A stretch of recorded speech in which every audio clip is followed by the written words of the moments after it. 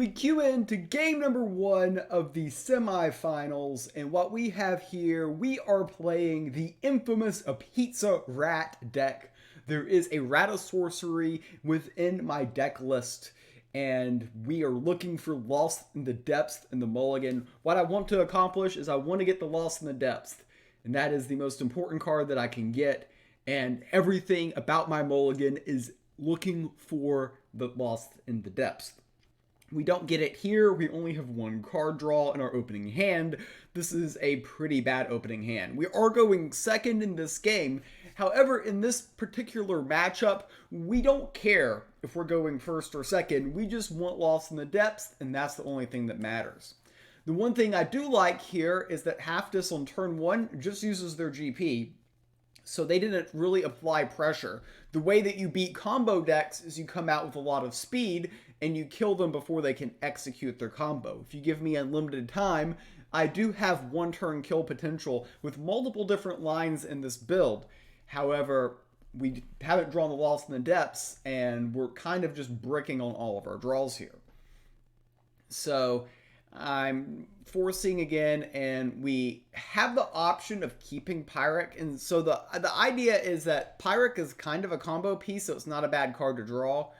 But elect to not. I pip out the theoretical Thaumaturge, hoping to play a little bit of defense here and get run over less slowly. I was thinking that a card like a V-Rock here might have been a card that Halfdis would play, potentially. I see the Possessed Acolyte, which seems like a very weird card to be running, so I'm uncertain on what his deck list is. I assumed from the Soulburn God Power that it was some sort of aggro zombie list, but Possessed Acolyte seems a little bit less consistent with that. So we draw School Teacher, which is a combo piece, so we're happy to see that, and we have the opportunity to get the second School Teacher. There is very small chance, very small probability of lines where you can go off with this deck without drawing Lost in the Depths if you draw enough of your combo pieces organically. The odds of actually executing all of that is rather slim, so I should probably just stick to simply trying to find the Lost in the Depths. But the fact that I haven't found it in the first 3 turns is a really bad sign for me, because usually you don't have enough time to set up and execute the combo if you get it past turn 2. Really, you need it the first 2 turns of the game, and then if you get it the first 2 turns of the game, this type of combo list is very difficult to beat. But unfortunately, we're 3 turns done, have yet to see Lost in the Depths. And unless it's just the top card that I draw here, then we're just not going to be able to set up anything quick enough to have much of a chance to win here. We draw the School Teacher, which of course we knew from the original 4C that we would be getting it. But yeah, we finally get Lost in the Depths here. And this is interesting. I tossed the Warp Engineer. You could have argued keeping the Warp Engineer because we could have played the Warp Engineer to get the School Teacher down to 0. And since that was a mana efficient way to play this turn and a guaranteed play, then when replaying this, I'm thinking I should have kept the Warp Engineer back, because I could have gotten a guaranteed usage by playing the Warp Engineer to get the second School Teacher down to 0, which helps with the math. But either way, all criticisms aside, it's just very difficult in these type of situations. I go face with the 2 minions. The reason why I went face instead of trading is because the 2 1/1 zombies, they kind of actually flood their board. So I was hoping that by going face, for one, the chip damage can change the math on the School Teachers, so that for instance, in a lot of different lethal lines, I could do 28 instead of 30. So keeping them below 28 is important, and with them getting leech, that's a little bit more difficult of a... It's easier said than done, I should say. So that's the logic behind going face, rather than clearing the 2 1/1 zombies. With that being said, this is not a very optimistic situation from my point of view. There's a lot of things that can definitely go wrong, and we're just ultimately usually just a bit slow. So if I had played that last turn differently, I could have played Warp Engineer and would have had 2 0-cost Spell Slingers. I would draw the Form of Unity with my next draw. So coming into this turn, I would draw Form of Unity. I would have the scrying spell in hand and be able to scry for one, pick up a clone, play the clone, have 2 mana left over, and have I could play another clone and would have 4 school teachers with 1 mana left over to play a whimsical wizard. I would be 1 mana off of lethal if I would have kept the warp engineer. So while I am critical of myself from this perspective about not keeping the warp engineer because it was a guaranteed good play, in this situation it's just not going to matter. They're just too fast. So here I'm just looking for any specific line where maybe we can cause some confusion. And here this is actually technically an inaccuracy for a lot of different reasons, but I decide to go face with both minions and panic buy the Rune of Strength. The thing is even if he makes the reflex bad attack decision of attacking with a Decaying Rhino, it's just lethal. But honestly, on that turn, there's just nothing I can do, so I mean, putting frontline on a random minion is as good as conceding, and honestly, conceding was probably optimal there. And game number 1 is going to go to Haftus in the semifinal. But just not much we could do there, not getting our combo early enough. After losing game number 1, we go into game number 2, a pivotal game. And in this game, I try to get a little bit tricky. My reputation is very well known as a hidden rush deception player. And the worst thing that you can queue into with Hidden Rush Deception is nature, because their god power wrecks your cats. And among other reasons, they usually, nature out of all the gods, deals best with hidden minions. So, in this matchup, I'm playing Control Deception, which is less bad. This is not what I would consider the worst matchup, but my opening mulligan doesn't really go amazing here. You could have argued that I should have kept the Hunting Trap, but that's not usually a turn 2 card, despite the fact that it costs 2 mana. And we see here that he has the Underbrush Boar, which ain't anxious to pickpocket. And I mean, we're on turn 2 of this game, and I mean, having Cutthroat is just such a late game card, Deception Unshrouded. And at this point, I'm really feeling like I might have made this deck a tad too greedy. Trying to, one of those psychological things where you're trying to play something to trick your opponent in a way. And sometimes when you try to trick your opponents, you trick yourself more than you trick them. Our hand is horrendous, and their start is very good. I mean, turn 1 Jag, turn 2 Boar was perfect, and the Stag continues to apply the pressure. And we've got Rapture, but living long enough to play the Rapture is the main concern.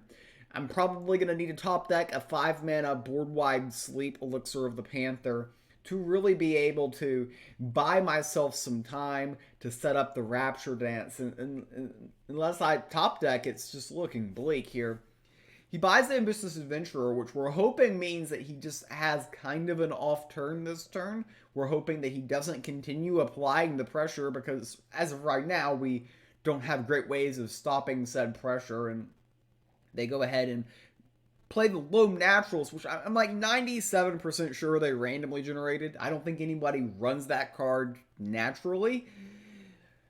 But in the meantime, I'm kind of not really doing anything. We drew the Stone Skin, which can slow down 1 minion, and then I have the option of playing Bound by Her Will on the Loam Naturalist, but I like to just use the GP.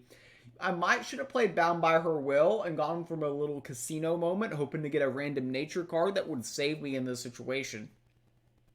We're already in a really, really bad situation. Really need to get that Elixir of the Panther, that board-wide sleep, to basically not die next turn. And we get a board-wide sleep, but it costs 7 mana, and Witherfingers does not accomplish anything at this moment. So now it's just all about, hey, can we do anything to survive? And there's just really not many good options. I feel like I need to kill the stag because I can't absorb the 3, and then the beguiling blades aren't going to be doing anything super effective. They're just simply weakening the Veil Warden a tad, but that doesn't actually accomplish anything at all because they still got 6 points of damage on the board. And if they have the card that I fear they might have, which is indeed Wildfire, then it's just game. There's just like nothing we can do.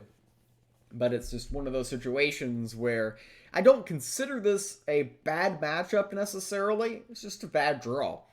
And that's more important than going first or going second. I mean, if I went first this game, this would not have gone any different. We just get steamrolled here. And, I mean, we look at our hand. This deck runs 3 7-cost cards and 2 6-cost cards. And we've got 3 of those 5 in our opening hand. Cutthroat's one of our slower cards as well. So, and then we draw the Witherfingers as the icing on the cake. We draw the entire top end. I can play Rapture, doesn't kill Veil Warden, so it's lethal regardless. In game number 2, the easiest game Haftus has ever played in his life. So we find ourselves in an 0-2 deficit, and we go right back to the well, coming out with our combo magic, seeing does Lost in the Depths exist in this deck? And we keep digging in our opening mulligan here. I decide the Shadow Scryer can help us maybe scry early in the game to draw our combo a little bit early. Was desperate for Lost in the Depths in game number 1, and now we get it in our opening hand.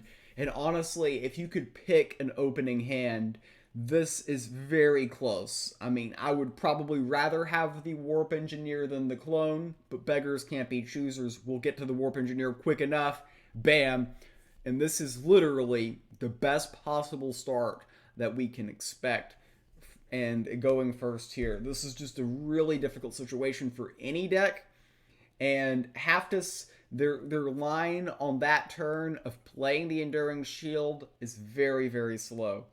So I only really need to reduce 1 School Teacher is the thought. And so the Warp Engineer doesn't speed things up.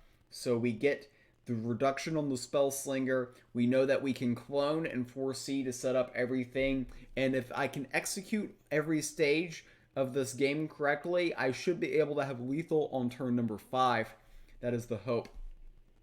So we get a Theoretical Thaumaturge, which is, I mean, that's actually one of the key cards that we could get here.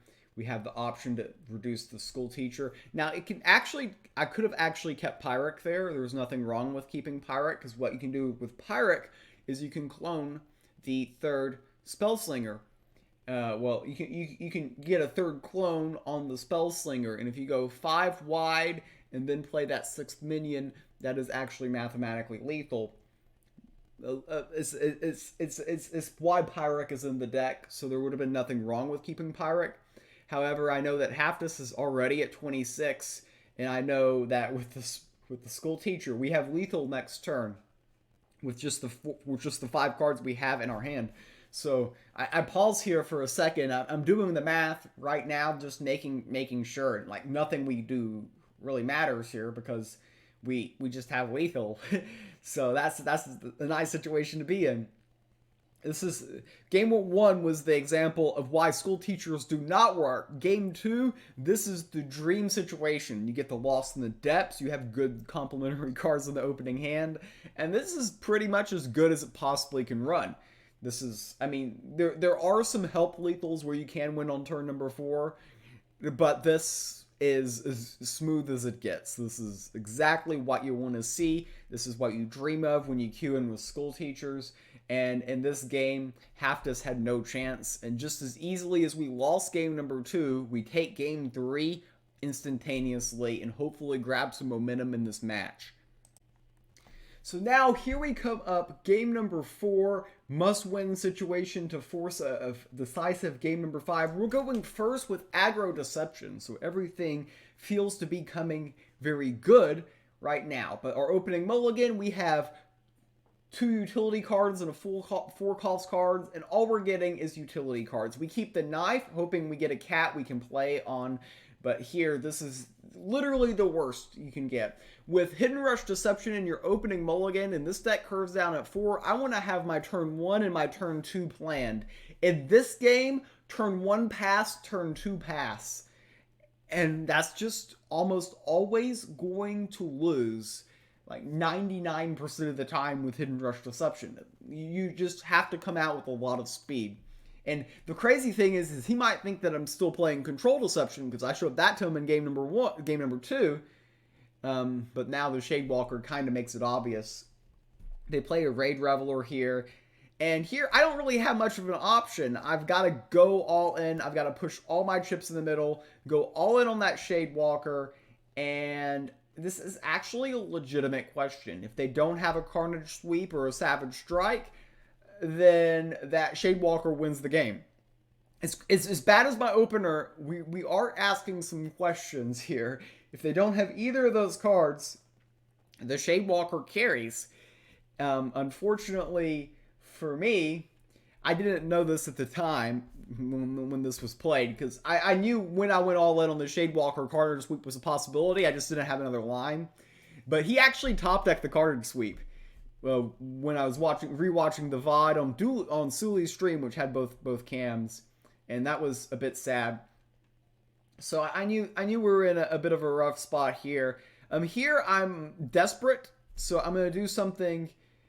I don't know. I probably should GP the Ludius Dedicant here to try to get Soul Survivor, but even then I would have to hide again, and I don't know. It's just kind of awkward. I thought that maybe he would trade into the Ludius Dedicant and I would gain some time, but he just says, hey, I don't need to do any of that. I'm gonna go straight towards the face here.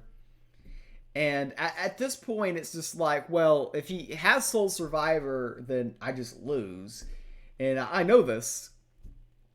So I'm thinking through what gives me the highest possible percentage chance to win this game. And I decide here that I need to Stun Skin the Cunning Challenger to prevent them from doing damage and just race. So we can play the Selfless Guildmate.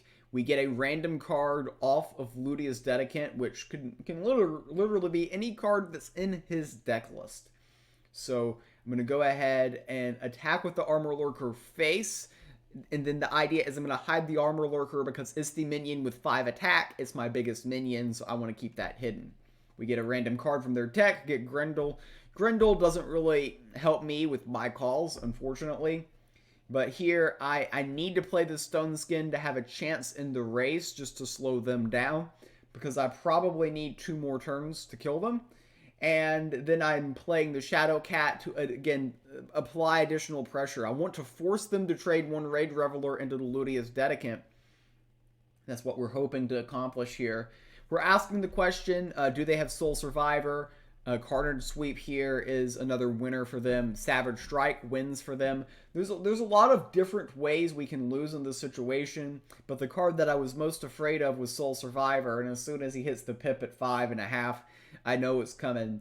And ultimately, it's just really difficult. I mean, in this game, if we could have come out with some speed, had good turns 1 and good turns 2, this game might have flown a little bit differently, but at this point we're at 6, and the skill button God Power, the potential for many relics, just so much burst from War in general, we know that we're in a lot of trouble. We play a Grendel, which we got from his deck, and I buy the Form of Power, just hoping that maybe that 1 point of extra damage can push us over the line towards lethal in some lines, but they had the double imp, and the 2 imps will indeed eliminate us from the winner's bracket.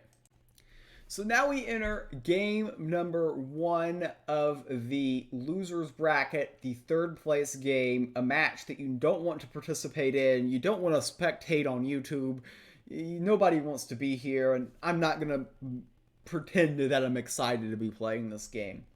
But I was the first semifinal to be played, so I watched Vargati lose his match. He game in 5 games to D-Boom. His 2 favorite decks were Hidden Rush Deception and Aggro War. And what deck do I have that is favored against both? Well, it's my mid-range nature list, or I call it mid-range. You can call it control. Most would call it control, but there's no Demogorgons because they're illegal, and they're illegal in this tournament.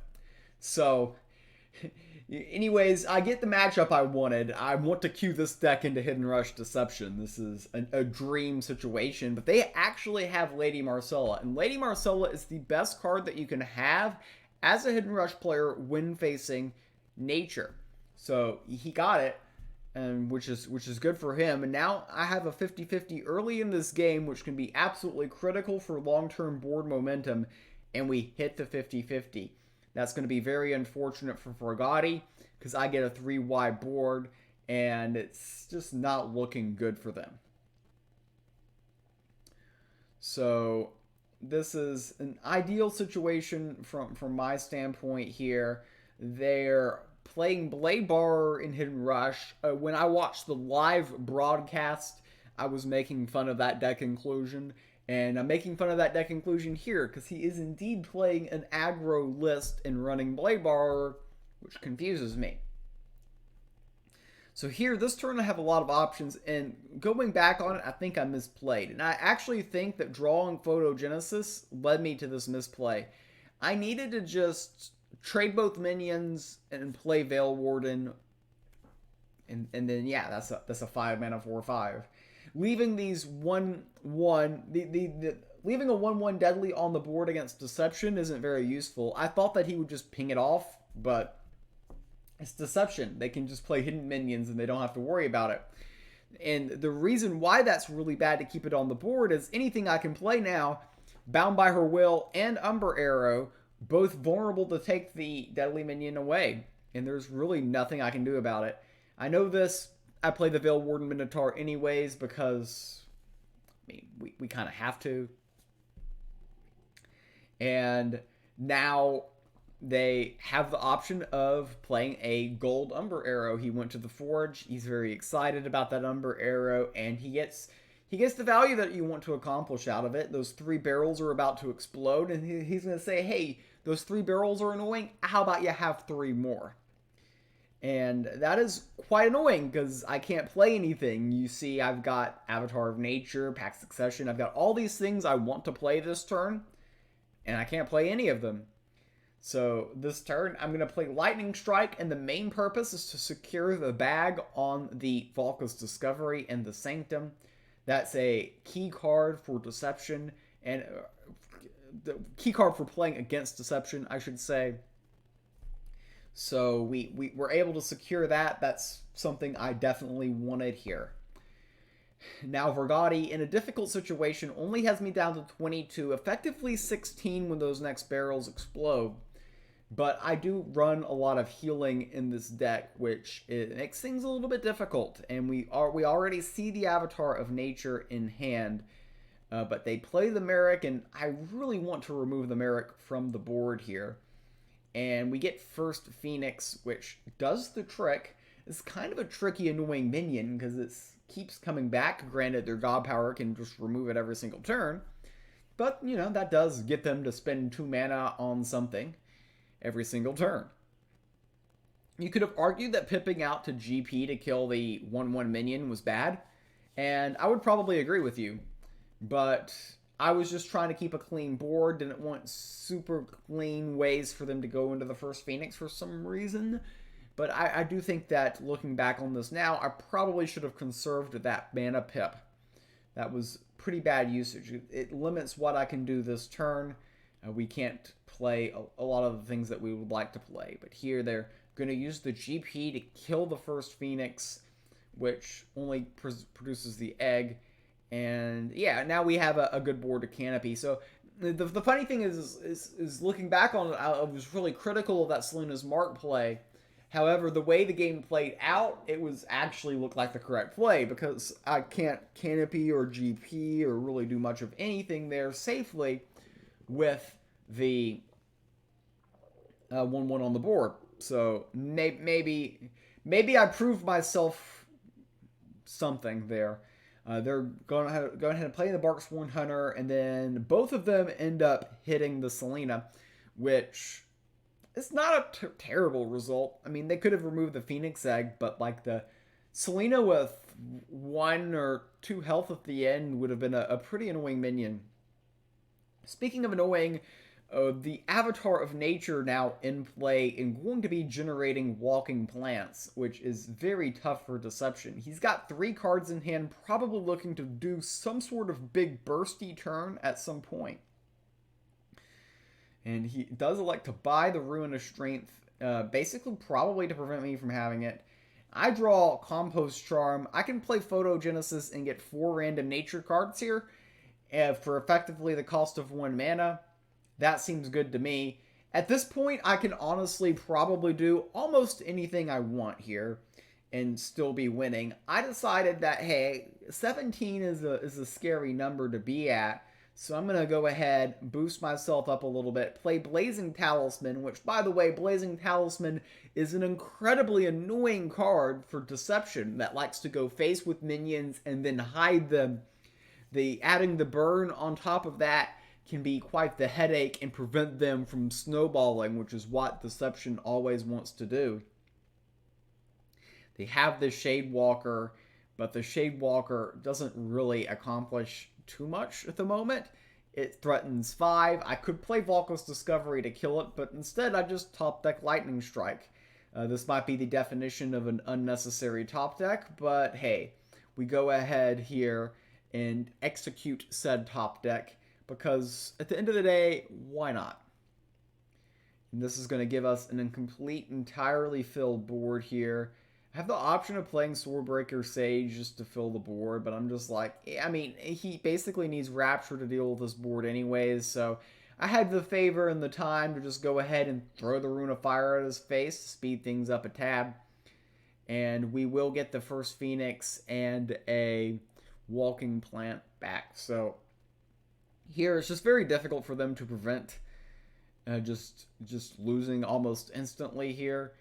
And they elect to find the concession button. That was just really a case of us hard countering our opponent in game number 1.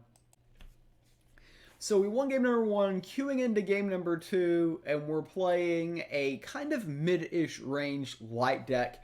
I was actually honestly expecting more of an aggro war from him, so he caught me a little bit off guard playing this magic list. And this list is loaded with front lines and healing, which is supposed to mess with aggro war, in theory.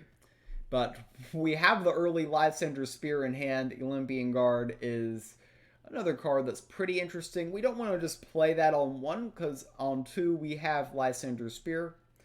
So getting out the turn 2 Lysander Spear is the best possible open for me.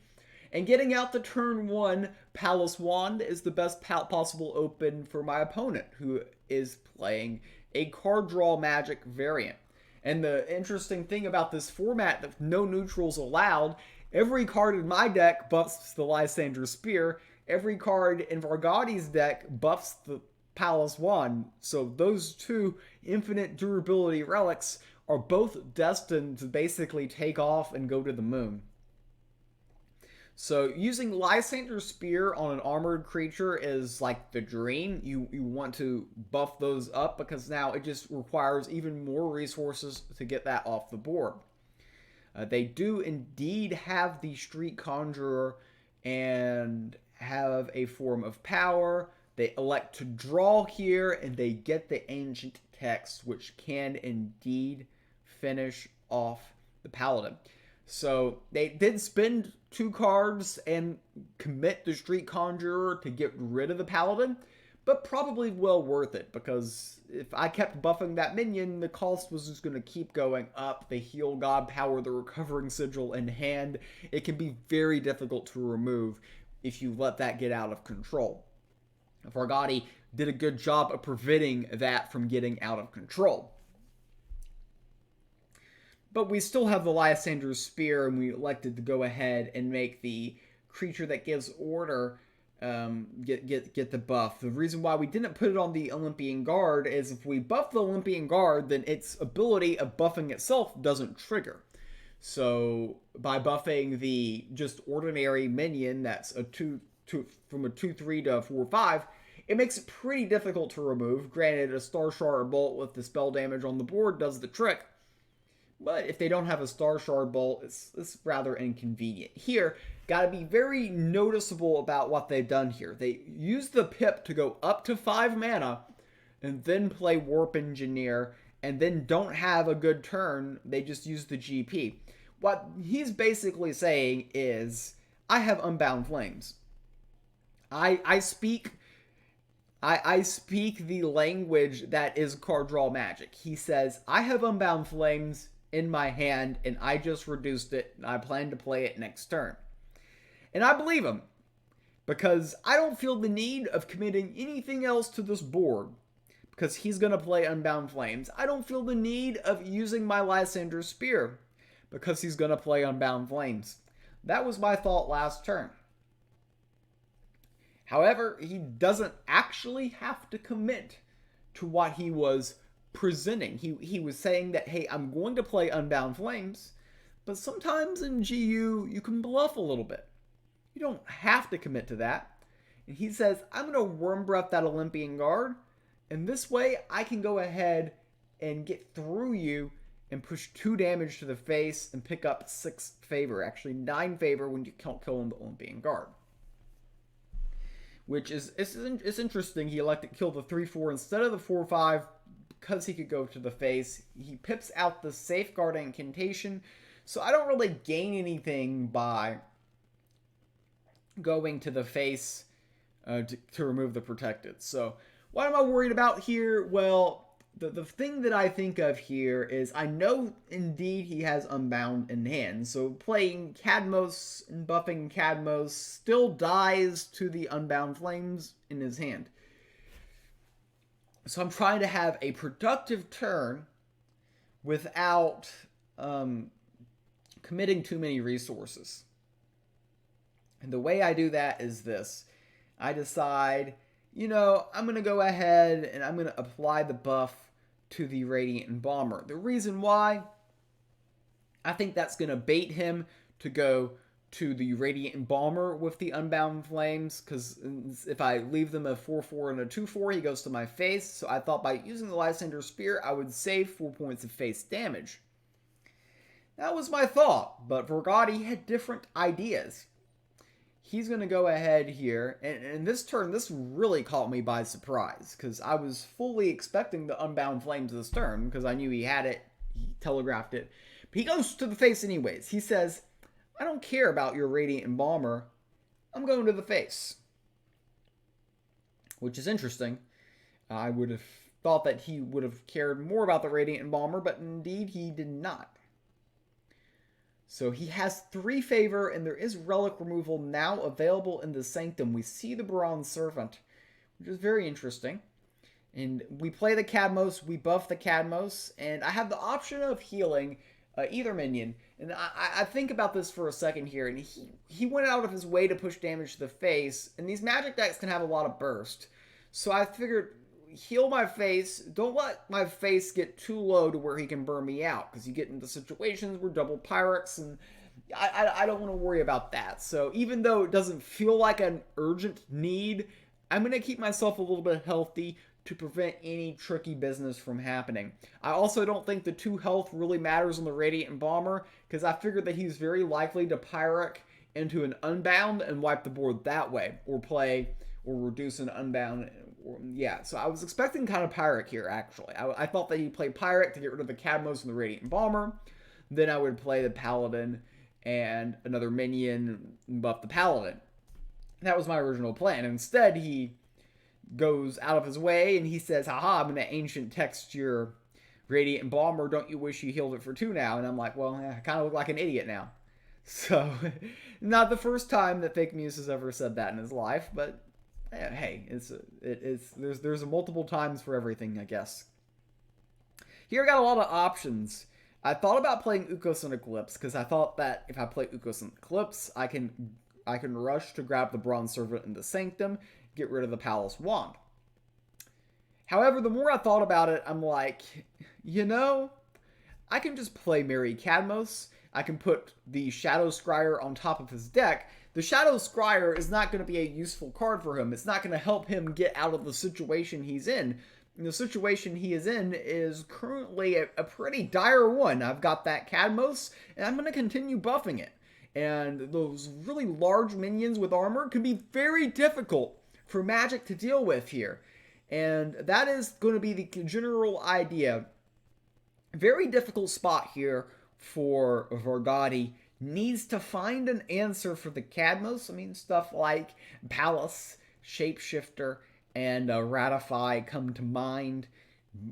And either one of those would be a very effective play. Here, he gives up the last charges of the Palace Wand, which does actually make sense to me. The logic behind that is, hey, I can't keep the Palace Wand on board anyways. He sees the Bronze Servant. He knows I'm going to get to favor the Vespers on the board, and he might not have had a convenient answer to that. So he plays another Warp Engineer, and I'm starting to think that he might have another Unbound. However, I don't really have to be too concerned about Unbound in this exact situation, because that Cadmos, Son of Lysander, is legit. It is quite large at the moment. I grabbed the Bronze Servant so I can personally protect my own Lysander Spear, but at the moment we're asking a lot of questions. It's an 8/10 with armor 1. Does he have a way to deal with this board? He did reduce a card from his hand with the Warp Engineer. My guess is it's Unbound Flames, but if you Unbound Flames targeting the Cadmos, you only deal 6 to it, and would still have to find out a way to deal an additional 5 points of damage with one spell, or an accumulation of multiple different spells to get rid of it. Ultimately, I kind of went all in with Cadmos here, just thinking that there wasn't an answer in his deck. Obviously, if he had Ratify, then I need to start building another minion, and that's why going wide with the other minions was good. He had no answer to the situation, and game number 2 in the third place match goes to us. Now we cue into game number 3. Game number 1 and game number 2, I came out with control decks, really slow, and slowly took control of those games. Now queuing into game number 3, I'm like, he's going to be expecting me to play some more control, so I'm going to hit him with the fastball after throwing back-to-back curveballs. A little bit of a baseball analogy for the people here in the chat, but we're coming out here with Aggro War. He's coming out with Magic. My assumption is card draw Magic, the same deck that we just saw. A similar deck we just saw. And here I have turn 1, turn 2, turn 3 options. I could get more aggressive in the mulligan. This is one thing I think I should have done differently. I probably should have tossed the Warmonger Smith. If I could have set myself up to have 2 1-drops on turn 1, that would have been the much better play, because you want to go wider against card draw Magic. But I also saw the opening hand is kind of acceptable. Like, I was going to have options on turn 1 and turn 2, and that's all you can really plan out in the mulligan. But we get that Warmonger Smith, and I was fully expecting it to live or be able to chip away at that Shadow Scryer. And he has the Street Conjurer with the extra sauce attached to it, the Tracking Bolt to remove that from the board. And that is not what I wanted to see at all. We're kind of being very reactive, falling a little bit behind here. Vargadi coming out with the card draw Magic, going first. And when you're playing Aggro War, you care a lot about that. So they're going first this game, and we just haven't been able to establish anything. And this is a critical turn, and I've got a lot of options. I have a lot of options this turn, and I like to decide that I think that playing another round is best. The Tavern Brawler doesn't accomplish really anything. I can kill a 1/1, and I figured I can trade the Protected for the Street Conjurer, and then I'm left with a 5/5. And those can be difficult to deal with, except he's playing Magic. And there are so many one-card answers for him to have in the situation. Something like a Worm Breath deals with it. A Starshard Bolt and one attack with a 1/1 gets rid of it, for instance. There's a lot of different ways they can handle the situation. he elects to take a very good line that I might should have considered the previous turn, but I didn't really have a way to prevent it. He goes face with both minions and plays the Rune of Strength onto the Shadow Scryer, which does indeed pose some problems. I really don't have a smooth way to deal with that situation. I can play the Tavern Brawler to get rid of the Protected. The another round doesn't really do much of anything at all for us. And we go ahead, and I can use the GP to buff one of my minions +1/+1, but I really felt the need to stick something on the board, establish some sort of board presence. But the fact that we are 4 turns into this game, we haven't been able to establish board presence, and our opponent is at 30, means that absolutely everything that could have gone wrong in this game at the start has. We see him use the GP to peel the Protected and give up 2/1/1s to remove the minion with another round. I mean, I think that's all very reasonable. He just played Warp Engineer, and I fully expect that he has Unbound Flames in hand right now, because when they play Warp Engineer at 5, it's almost always Unbound Flames, and in this situation, he is still at 30. I draw a Vicious Wren, which is going to help me get closer to lethal, except he's at 30. I have achieved nothing. 5 turns into this game, unable to hit my opponent in the face with aggro face war. This is pretty much as good as card draw magic can possibly dominate aggro war. It's not that I had necessarily a bad draw, it's just the accumulation of going second and just falling behind, never able to get caught up, and the value-oriented nature of card draw magic is just fully taking advantage of the situation. Here we finally have the opportunity to go face for Slayer, so we have put our opponent down to 28. We're on the scoreboard. The fans are cheering. The crowd, the ladies are going wild. I promise, if there were any on the stream, they would be. That we have finally hit the scoreboard. Unfortunately, we have less cards in hand, we have less board presence, we draw Battle Bard, which honestly, out of every card in my deck, might have been legitimately the worst card in the deck.